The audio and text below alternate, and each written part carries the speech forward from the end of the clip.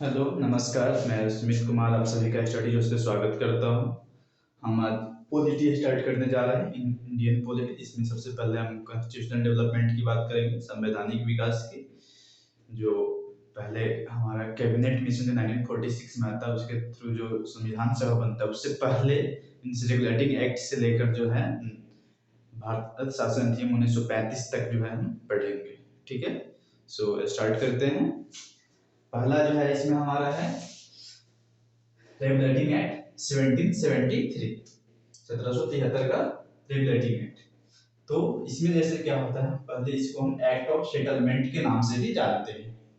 Clear. इसका मुख्य उद्देश्य था कि कंपनी में व्याप्त भ्रष्टाचार और कुशासन को दूर करना। कंपनी जो थी उस टाइम, जो भी उसके बड़े छोटे अधिकारी हुआ करते थे, वो बहुत ही भ्रष्ट हो गए थे। ठीक है, और वो शासन जो है, मतलब जो लॉ प्रोसीजर जो लॉ था उसको फॉलो नहीं करते थे। ठीक है, तो उनमें जो भ्रष्टाचार व्याप्त थी और कुशासन को उनको दूर करने के उद्देश्य जो है रेगुलेटिंग एक्ट 1773 लाया गया। ठीक है, अब इसमें क्या हुआ कि हमें पता है कि 3 प्रेसिडेंसी थी, सबको पता है कि मद्रास, बंबई एंड कलकत्ता। ठीक है, तो उसमें क्या हुआ कि मद्रास और मुंबई प्रेसिडेंसी को जो है कलकत्ता के अधीन कर दिया गया। क्लियर। अच्छा, उससे पहले यहाँ पे क्या होता था, बंगाल में गवर्नर का पोस्ट हुआ करता था। ठीक है, तो इस अधिनियम रेगुलेटिंग एक्ट 1773 के थ्रू जो है उसको बंगाल के गवर्नर को जो है गवर्नर जनरल कहा जाने लगा। और इसके थ्रू जो होता है, पहला जो गवर्नर जनरल बनता है बंगाल का, वो होता है वॉरेन हेस्टिंग्स। क्लियर।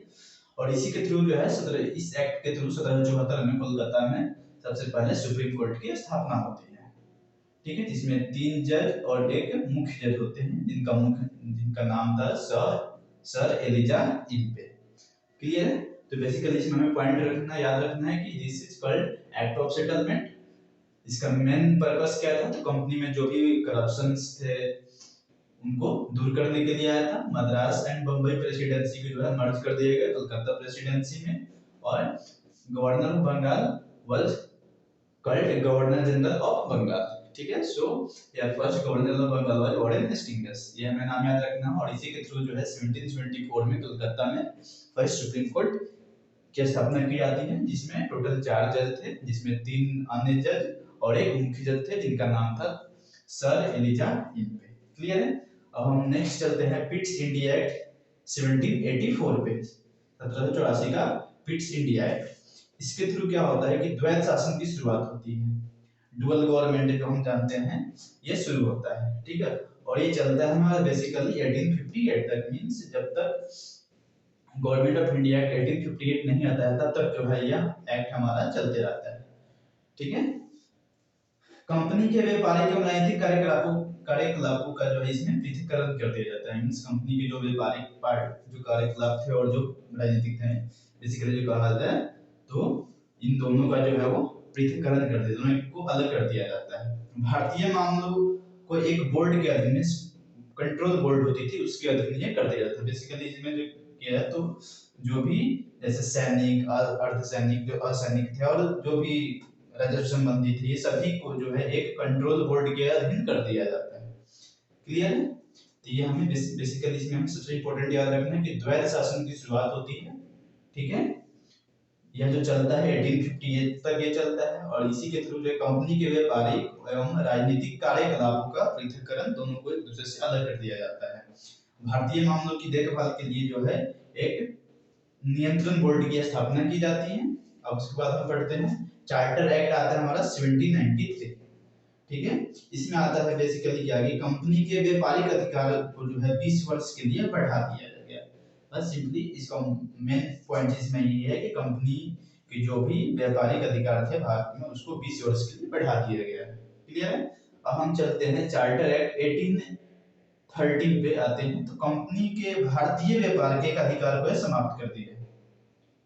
ठीक है, बस इसमें यह हमें ध्यान रखना है कि कंपनी के भारतीय व्यापार के अधिकार, मींस जो भारत में व्यापार के लिए उसका जो मोनोपोली था उसको समाप्त कर दिया। बट बेसिकली फिर भी इसका हम देखते हैं कि चाइना के साथ जो है टी ट्रेड यहाँ पे चलते रहती है।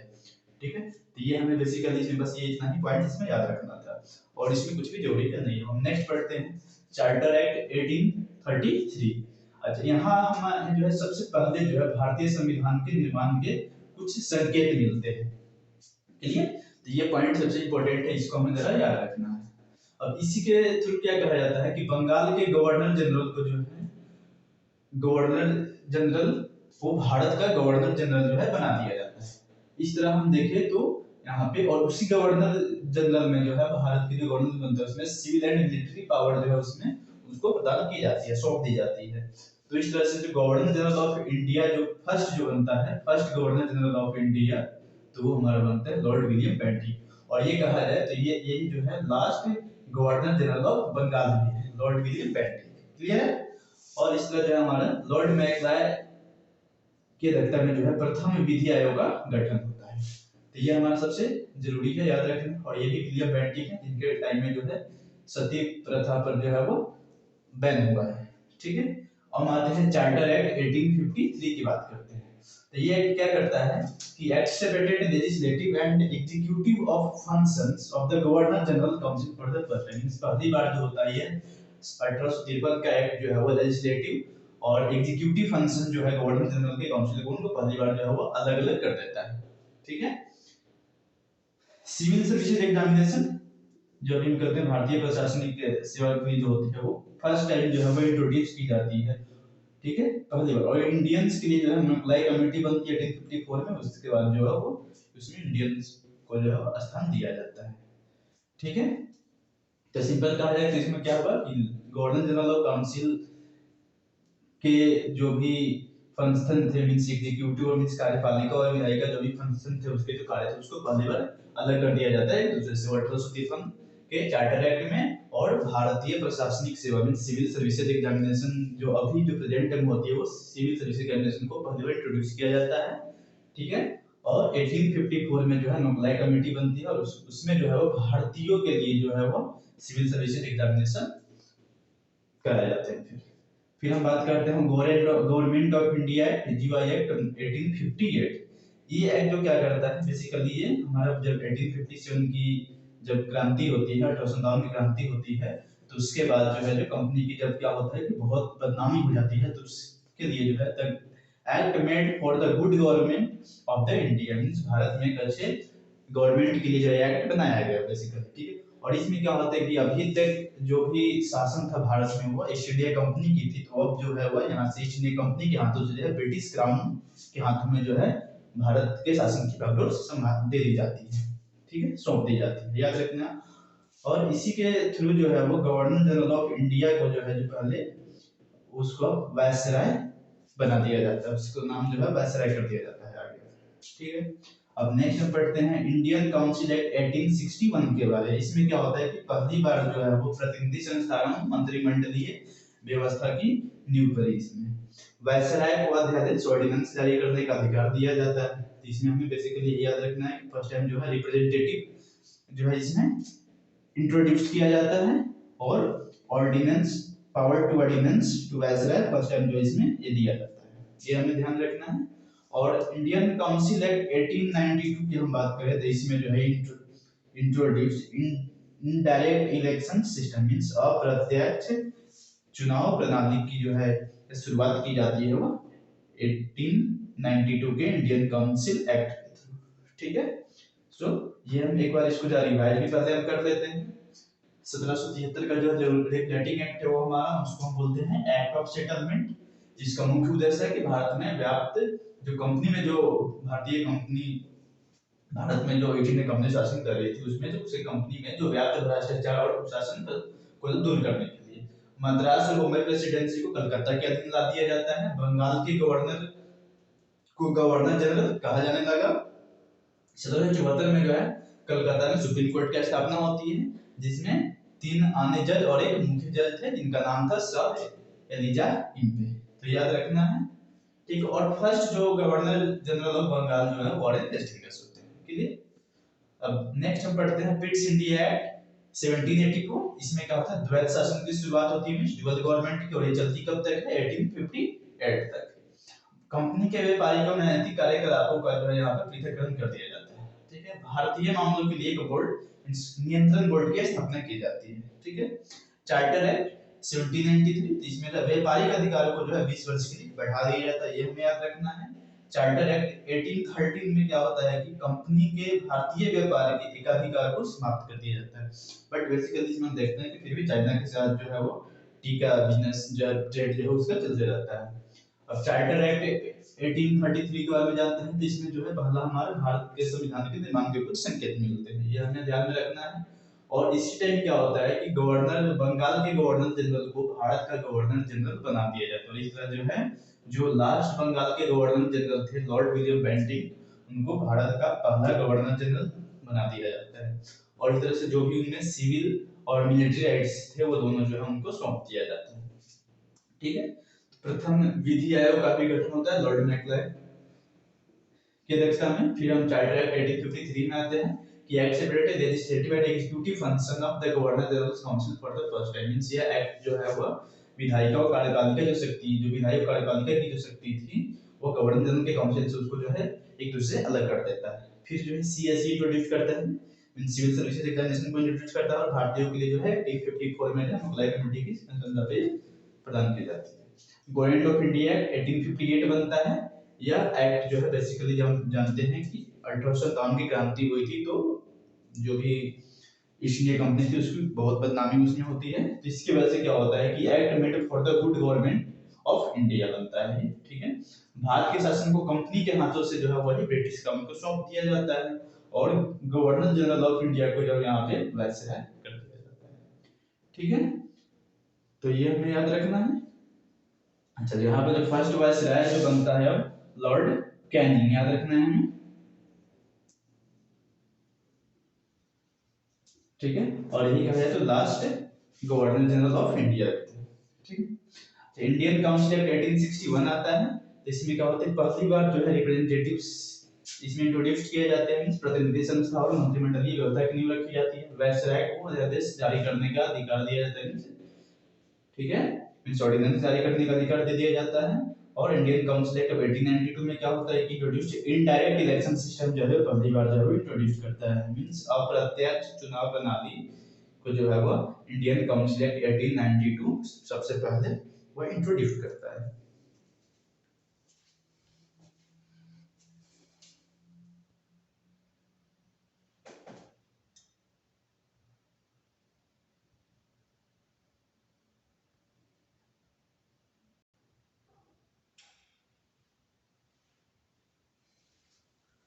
सो नेक्स्ट पॉइंट हम देखते हैं, हमारे पास है इंडियन काउंसिल एक्ट 1909 मींस 1909 का भारत परिषद अधिनियम।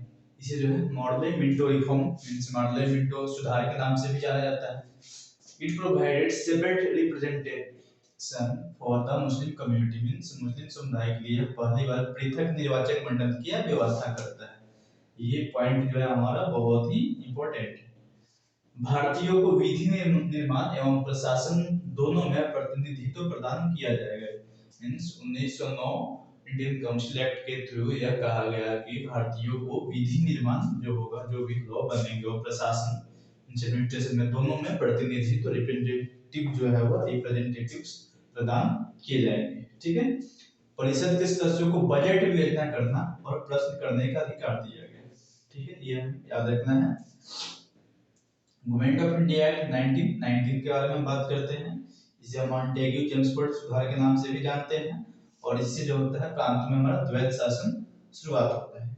ठीक है, यहाँ पे द्विसदनीय व्यवस्था स्थापित की जाती है, और इसके अंतर्गत क्या होता है जो भी प्रशासनिक विषय थे उनको दो पार्ट में हम बांटते हैं। जो भी सब्जेक्ट थे उनको संघीय एंड प्रांतीय। फिर प्रांतीय को जो हम दो पार्ट में बांटते हैं, यहाँ पे रिजर्व और फिर ट्रांसफर्ड मींस आरक्षित और हस्तांतरित। तो जैसे आरक्षित जो रिजर्व थी, जैसे भू राजस्व, वित्त, कानून, सिंचाई, ये सब चीजें थी वो आरक्षित विषय में आते थे, और हस्तांतरित मतलब शिक्षा, लोक स्वास्थ्य, मापतौल, ये सभी जो होता था वो हस्तांतरित में आता था। ठीक है, हम चलते हैं, ये दो हमारे पास है जो बहुत ही इंपॉर्टेंट है। गवर्नमेंट ऑफ इंडिया एक्ट 1935 के बारे में बात करते हैं। इसके थ्रू क्या होता है, जो 1919 के गवर्नमेंट ऑफ इंडिया एक्ट के थ्रू जो होता है वो प्रांतों में जो द्वैत शासन की शुरुआत होती है वह यहाँ पे समाप्त कर दिया जाता है, और पूर्ण उत्तरदायी सरकार जो है वहां पे गठन किया जाता है। ठीक है, और इसी के थ्रू क्या होता है, यहाँ पे केंद्र में जो है वो द्वैत शासन लागू हो जाता है। ठीक है, अच्छा इसी के थ्रू जो होता है गवर्नमेंट ऑफ इंडिया 1955 के थ्रू जो होता है वो बर्मा म्यांमार को भारत से अलग कर दिया जाता है। उड़ीसा और सिंध जो होता है इसी में दो नए प्रांत बनते हैं। सांप्रदायिक निर्वाचन पद्धति का जो है वो विस्तार किया जाता है। ठीक है, मीन्स सभी अलग के लिए, जैसे मुस्लिम के लिए तो 1909 में ही हो गया था, तो जैसे सिख के लिए, क्रिश्चियन के लिए, सभी के लिए अलग अलग जो है यह विस्तार किया जाता है 1935 के गवर्नमेंट ऑफ इंडिया एक्ट में। ठीक है, प्रधानमंत्री के लिए प्रीमियर वर्ड और मंत्री के लिए मिनिस्टर वर्ड का जो फर्स्ट टाइम यूज जो होता है होगा इसी में गवर्नमेंट ऑफ इंडिया 1925 में ही किया जाता है। अब हमारा लास्ट है इंडियन इंडिपेंडेंस एक्ट। ठीक है, तो 1947 ये है। इसके थ्रू क्या होता है कि सबसे पहले जो है लॉर्ड माउंटबेटन थे, तो माउंटबेटन प्लान के अकॉर्डिंग जो होता है दो नए डोमिनियन स्टेट्स जो है बनाए जाएंगे, पाकिस्तान एंड इंडिया। जो ये पाकिस्तान जो होगा 14 अगस्त 1947 को और इंडिया जो होगा 15 अगस्त 1947 को बनाया जाएगा। ठीक है, इसमें फिर आगे क्या होगा कि बंगाल और पंजाब में दो दो नए प्रांत बनाने का प्रावधान शामिल था। अब ये कहा गया कि भारतीय जो भी रियासतें थी वह किसी भी डोमिनियन पाकिस्तान या फिर इंडिया के में शामिल हो सकती थी। अच्छा, दोनों स्टेट्स के लिए जो है अलग अलग जो है गवर्नर जनरल बनेगा। ठीक है, सिंपल और बोले इस टाइम जो हमारा वायसराय है तो वायसराय बनेगा। और दोनों की जो बाउंड्री का होगा कि इंडिया की बाउंड्री कौन सी रहेगी, पाकिस्तान की बाउंड्री कौन सी रहेगी, तो उसके लिए सीमा निर्धारण के लिए जो है सर रेडक्लिफ की अध्यक्षता में जो है सीमा आयोग का गठन किया जाता है। और इसलिए इंडिया और पाकिस्तान के बीच होता है वो रेडक्लिफ लाइन। ठीक है, सो ये हमारा खत्म होता है। एक बार इसको हम रिवाइज कर लेते हैं जल्दी से। इंडियन कॉन्सेप्ट 1909 में क्या होता है कि इसे हम पार्लियामेंट रिफॉर्म के नाम से भी जानते हैं, ये हमें याद रखना है। यह जो है पहली बार जो मुस्लिम कम्युनिटी के लिए जो है वह अलग मतलब पृथक निर्वाचन मंडल की स्थापना करता है, ये हमें ध्यान रखना है। इसके थ्रू कहा जाता है कि भारतीयों को विधि निर्माण और प्रशासन दोनों में प्रतिनिधित्व प्रदान किया जाएगा, ये हमें ध्यान में रखना है। परिषद के सदस्य को बजट पर विवेचना करने और प्रश्न पूछने का अधिकार जो है वो दिया गया। ठीक है, अब 1919 के एक्ट के बारे में आते हैं, जिसे हम बोलते हैं मॉन्टेग्यू चेम्सफोर्ड सुधार के नाम से भी जानते हैं। इससे क्या होता है कि जो भी प्रोविंसेस थे, प्रांत थे, वहां पे द्वैत शासन शुरू होती है, डायरेक्ट यहाँ से शुरू होती है। ठीक है, द्विसदनीय व्यवस्था की जाती है। ठीक है, अच्छा जो भी एडमिनिस्ट्रेटिव सब्जेक्ट थे, प्रशासनिक विषय थी, उन्हें दो पार्टों में हम बांटते हैं, सेंट्रल एंड प्रोविंशियल। ठीक है, तो प्रोविंशियल में जैसे हो गए कि अब एक रिजर्व हो गया, एक ट्रांसफर्ड हो गया, तो जो आरक्षित और हस्तांतरित। तो आरक्षित में होता था भू राजस्व, वित्त, कानून, सिंचाई एक्सेट्रा। हस्तांतरित में था शिक्षा, लोक स्वास्थ्य, मापदंड, ये सभी आते थे। ठीक है, और गवर्नमेंट ऑफ इंडिया 1935 में आते हैं हम। तो इसमें क्या होता है कि जो 1919 के थ्रू जो होता है प्रांत में द्वैत शासन जो डायरेक्टली शुरू होती है उसको यहाँ से समाप्त कर दिया जाता है और फिर एक पूर्ण उत्तरदायी जो है मींस कंप्लीट रिस्पांसिबल गवर्नमेंट जो है वहां पे बनती है। ठीक है, द्वैत शासन जो है डायरेक्टली जो है वो सेंटर में शुरू होती है। इसमें बर्मा को जो है ब्रिटिश जिसकी रानी थी म्यांमार, उसको भारत से अलग कर दिया गया। उड़ीसा और सिंध जो है दो नए प्रांत बने। सांप्रदायिक निर्वाचन पद्धति जो 1909 में वो मुस्लिम के लिए था, तो यहाँ पे जब उसको विस्तार कर दिया गया मींस सिख के लिए हो गए, क्रिश्चियन के लिए, और जो भी थे अलग अलग संप्रदाय उनके लिए। प्रधानमंत्री के लिए प्रीमियर और मंत्री के लिए मिनिस्टर्स वर्ड का जो यूज जो होता है फर्स्ट टाइम जो है गवर्नमेंट ऑफ इंडिया 1935 में ही होता है। ठीक है, हम पढ़ते हैं इंडियन इंडिपेंडेंस एक्ट 1947 के बारे में बात करते हैं। तो इसमें इस टाइम जो थे हमारे लॉर्ड माउंटबेटन, तो उनके अकॉर्डिंग उनके प्लान था, माउंटबेटन प्लान पे जो है दो डोमिनियन इंडिया और पाकिस्तान की स्थापना की जाएगी। कब कब? पाकिस्तान 14 अगस्त 1947 को, इंडिया 15 अगस्त 1947। बंगाल और पंजाब में दो दो नए प्रांत बनेंगे, प्रावधान होता है क्योंकि पंजाब का भी जो कुछ पार्ट पाकिस्तान में और बंगाल का जो था जो पूर्वी बंगाल था जो प्रेजेंट में बांग्लादेश से वो भी, तो इसलिए जो है वो दोनों में से दो दो प्रांत बनते थे। ठीक है, भारतीय रियासतें किसी भी डोमेन में शामिल होगी, जो भी यहाँ पे 563 के जो रियासतें थी वो कहा गया कि किसी भी जो डोमिनियन है हमारे पास इंडिया और पाकिस्तान किसी में भी वो शामिल हो सकती है। अच्छा, दोनों के लिए अलग अलग गवर्नर जनरल होगा, दोनों के लिए अलग अलग वायसराय होगा। सीमा निर्धारण के लिए दोनों के बीच कौन सी इंडिया की बाउंड्री होगी, कौन सी पाकिस्तान के लिए, मतलब एक बाउंड्री होगा इंडिया जो पाकिस्तान दोनों को अलग करेगी, तो उसके लिए सर रेडिक्लिफ की अध्यक्षता में जो है एक सीमा आयोग गठित की जाती है और इसके जो है इंडिया और पाकिस्तान के बीच जो बाउंड्री होगा रेडिक्लिफ लाइन के नाम से जानते हैं। सो आज की क्लास यही समाप्त होती है। अगर आपको ये वीडियो पसंद आती है तो वीडियो को लाइक करें और चैनल को सब्सक्राइब करें। Thank you.